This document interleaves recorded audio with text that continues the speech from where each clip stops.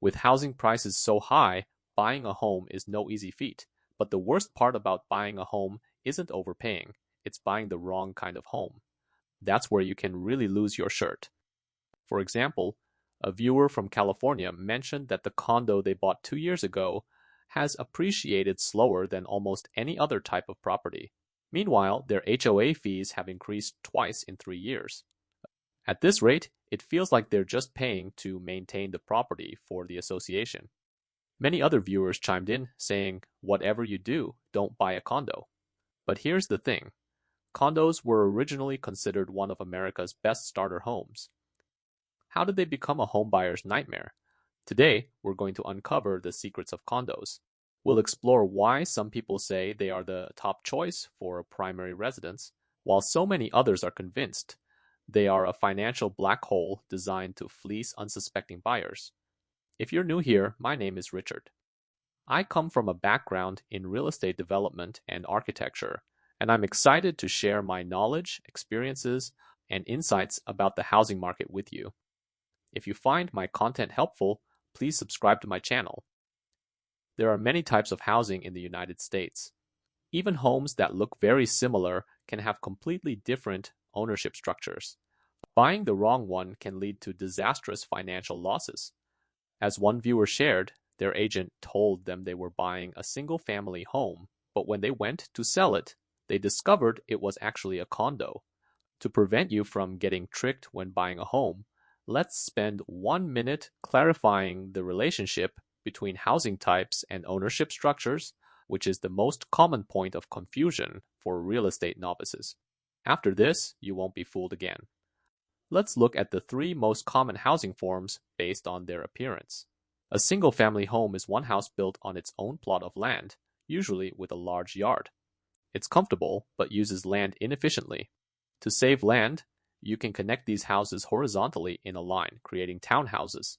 In dense urban centers where land is still very expensive, we build vertically, creating mid-rise or even high-rise apartment buildings.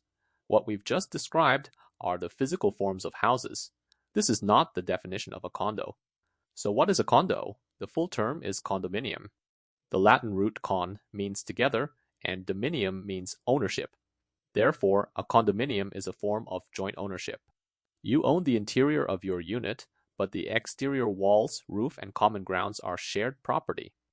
This chart will help you distinguish them. For example, if each unit in an apartment building can be sold separately, it's a condo. If townhouses share a common roof and front area, they are also condos. Even a small detached house can be a condo if you only own the interior space.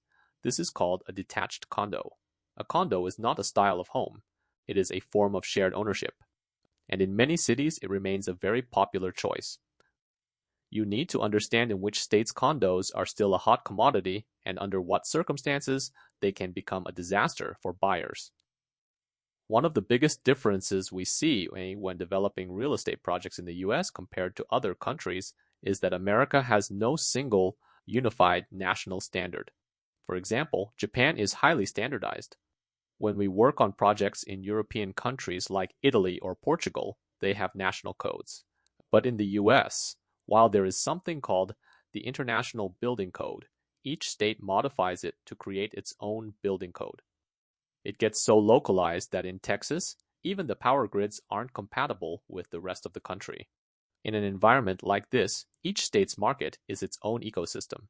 The same is true for condos. So next, I've summarized 3 typical types of US real estate markets to help you quickly understand the cost-benefit analysis of condos versus single-family homes for both living and investing in your local area. First, let's look at markets where the supply of condos is greater than the demand. A prime example is Florida. For decades, Florida's sun and beaches have attracted a flood of vacationers, retirees, and even international buyers. Condos became the absolute mainstay of their market.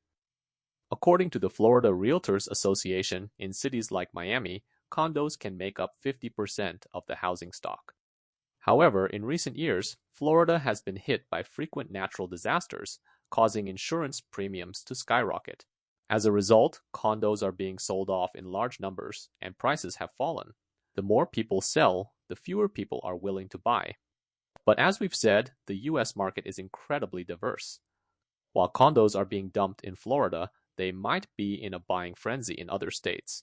This brings us to our second market type, represented by New York City. Everyone knows the characteristic skyline of New York. The closer you get to the city center, the taller the buildings become. This is due to land scarcity. Yes, there's Central Park, but you can't just bulldoze it to build houses. So along the edges of Central Park, many high-rise apartment buildings have been erected. They offer incredible views and are being built higher and higher, becoming landmarks in their own right, like the Central Park Tower. For developments like these, even if the HOA fees are several $1,000s a month, they are still snatched up in a frenzy by locals. In central New York, condos and co-ops make up about 75% of the total housing stock. A co-op is a form of ownership similar to collectively funding a building. They are mostly older resale properties with many restrictions. In comparison, condos are actually more flexible. So New York and Florida are complete opposites. A condo in Florida might sit on the market even with a price cut, while in New York, you can't even get your hands on a desirable one. The final market type is the polarized market, and the best example is California. In the older downtown areas of San Francisco and Los Angeles, the difference in safety between neighborhoods can be huge. In the good parts of downtown, condos are incredibly expensive and hard to come by. But in the bad, unsafe areas, even newly built condos will languish on the market with price reductions. So I suspect the friend who left the comment at the beginning has experienced the pain of these condos. After a few years of comparison, especially watching their friends' single-family homes appreciate like crazy, they must be wondering if they were fooled into buying their condo and just paid a hefty stupidity tax. Next, let's do the math and see just how many financial pits are waiting for you throughout the life cycle of a condo, constantly demanding you to throw more money in. As the viewer at the beginning said, their condo's price is appreciating slower than anything else, while the HOA fees have gone up twice in 3 years. You see, when people buy a home, they have two sets of books in their mind. The first is the initial investment. For the same square footage and location, a condo is typically 10 to 15% cheaper than a single-family home. The second book is how much profit they can make from the property's appreciation. But as we know, a condo is a shared ownership property, so its potential for land appreciation is inherently lower than that of a single-family home. So what we really care about is the money you have to continuously pour into a condo for maintenance. If the HOA fees go up twice in 3 years and this trend continues, won't the initial savings you made by buying a condo be eaten up by future HOA fees? It really does start to feel like a stupidity tax. Let's do a quick calculation to see the real difference in the input-output between a condo and a single-family home. Let's take California as an example. We'll compare a detached condo and a true single-family home. Both are around 2,000 square feet and in the same area. Let's say the single-family home costs $1 million, and the condo is $100,000 cheaper at $900,000. For simplicity, we'll use round numbers. Let's assume the condo's monthly HOA fee is $400, and the single-family home's is half that, at $200.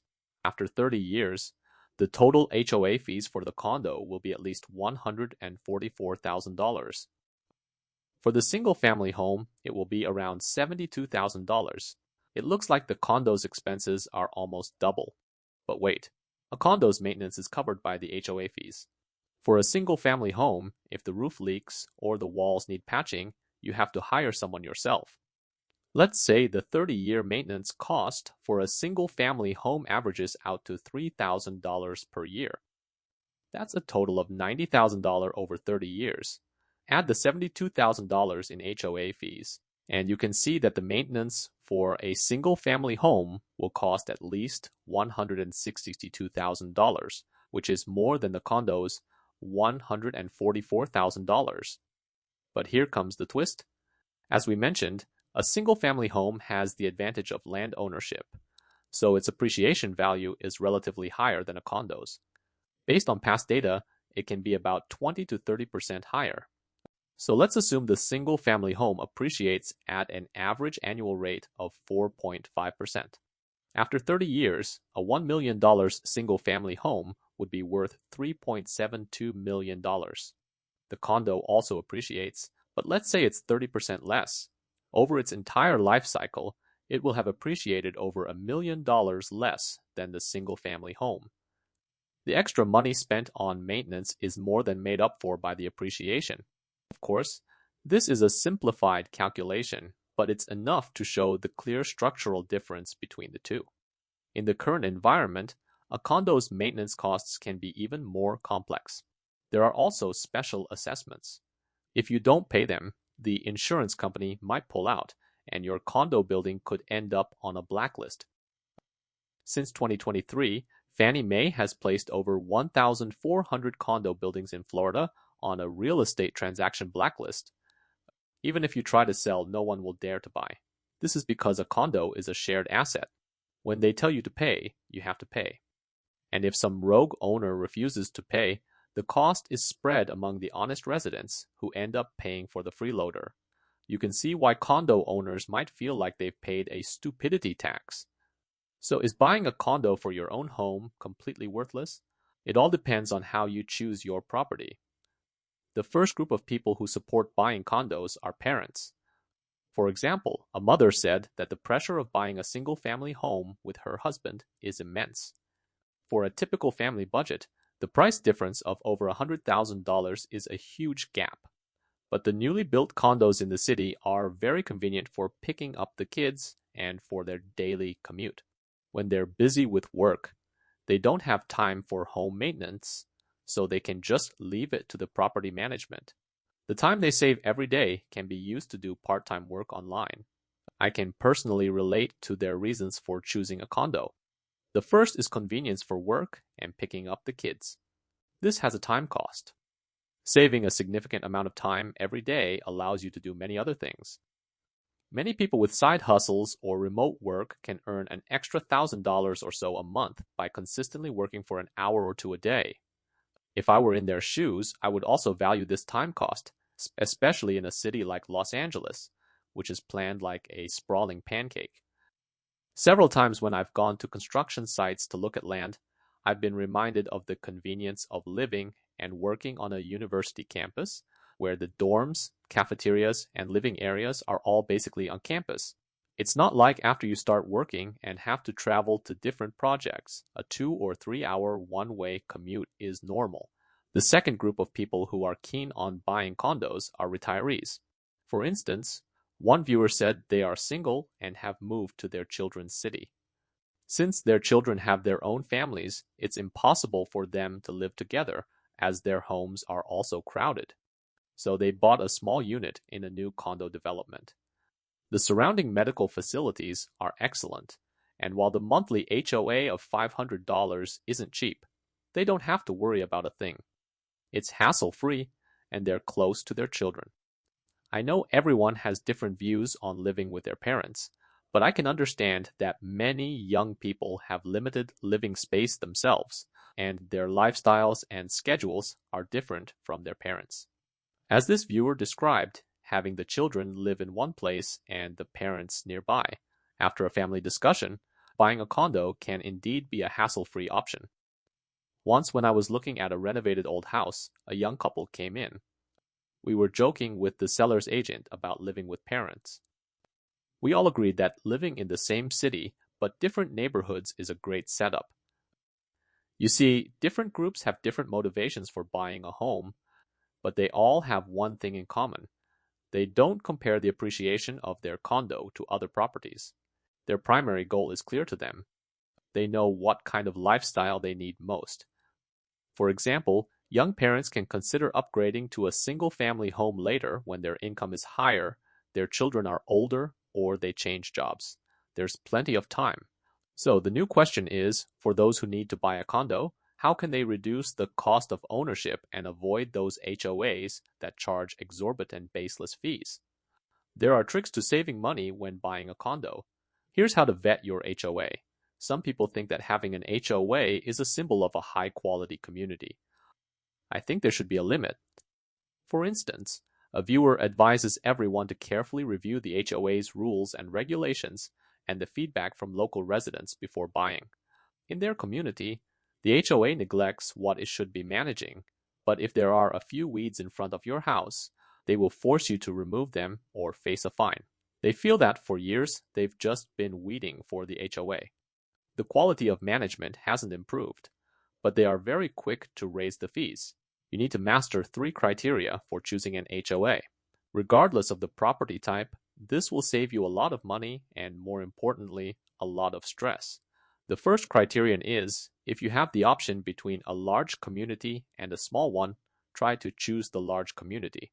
Don't pick a tiny community with only a few or a dozen buildings. Many people might think that a smaller community with fewer people and houses is easier to manage, cleaner, and more pleasant. That's not necessarily true. It just means you are a responsible person, but it doesn't mean your HOA shares your sense of social responsibility. Operations often depend on scale. For example, if both communities have a swimming pool, a gym, and landscape maintenance, in a small community of only 20 units, the monthly HOA fee for a condo could easily be $600 or $700, or even $800 or $900. But in a large-scale community of 100 or 200 units, the HOA can spread the costs. In practice, you'll find that you need to choose a community with over 50 units to get the cost-sharing advantage. Also, with more units, the HOA's reserve fund pool is larger, and the cost of local repairs will be relatively lower. Second, look at the type of amenities. More and more diverse is not always better. It all comes out of your own pocket. Just think, how many times a year will you actually go to the community gym? Are you going to be so idle that you play tennis every day and pay for the court's maintenance? For most of us, we're just living our daily lives. How luxurious do you need it to be? Does your community need to look like a palace? Probably not. If you could afford that, you would have already upgraded to a better house. For housing, most people's needs are very basic: roof maintenance, basic security, and trash collection. Can you think of anything else you can't live without? It's just routine maintenance. Finally, the most important criterion is to learn from the lessons of condo buyers in Florida. You must ask the HOA about any special assessments for building maintenance. This is a fee charged when the HOA's own funds are insufficient, for example, for a major repair that wasn't planned for, a shortage of funds, a lawsuit against the HOA by a homeowner, or a natural disaster. They might charge a disaster prevention fee for cutting down trees, blocking roads, or piling up sandbags. You heard that right. These are all real, bizarre HOA charges shared by viewers from all over the country. They can range from a few thousand to tens of thousands of dollars. Here's the key takeaway. If you're going to buy a condo, you must get the HOA's covenants, conditions, and restrictions documents. Look for clauses that cap fee increases, for example, stating that fees cannot increase by more than a certain percentage each year. Also, check for any provisions about special assessments. If it says that it will be decided by a democratic vote of all homeowners, don't think that makes it safe. Are there responsible HOAs out there? Yes. But there are also those that are genuinely just scheming to get money from homeowners. Buying a house is not easy for anyone. I think this episode has 2 long-term benefits that can truly help you solve your real estate problems. First, everyone is watching from all over the country. What happens to one person may not apply to another person. The US is a vast country, and each state has different laws, builders, earthquake zones, hurricane zones, and tax laws. They are almost all different. So, you can't apply the same logic to a condo in California as you would to one in Florida. This requires me to take some time to accumulate a systematic collection of questions from viewers in different regions and categorize them into representative market types. This will help you understand better. Second, I hope that through this program, everyone can also see the different attitudes of friends from all over the country when facing the same real estate problem. The differences are quite significant. For example, regarding condos, I found that the attitudes of friends in Texas are completely different from those in California and New York. Why? Because Texas has a completely different land supply policy. It leads the nation in releasing land for development. which is beneficial for lowering housing prices and making homes more affordable for the public. You can build houses almost anywhere. As long as you apply for a permit, you'll get it. Although house prices can rise sharply, they also fall the fastest. Compare that to California and New York, where they restrict you with zoning, environmental regulations, and a lengthy approval process. Even if you get past all that, the local community might still not let you build. It's a completely different world, right? Look at the single-family homes in Texas. They are built freely. If you can build single-family homes so freely, who would still be interested in condos? Single-family homes are affordable and comfortable to live in. So you can see that the understanding of condos is different in different regions. Some love them, some have been burned by them. So if you really don't like condos and think they are a bottomless pit of financial loss, you can consider a 1031 exchange. I also welcome everyone to share how you've weeded out problematic HOAs and how you vet and choose them. I hope to see your valuable insights. Thank you for your likes and subscriptions, and don't forget to turn on the notification bell so you don't miss the next exciting share.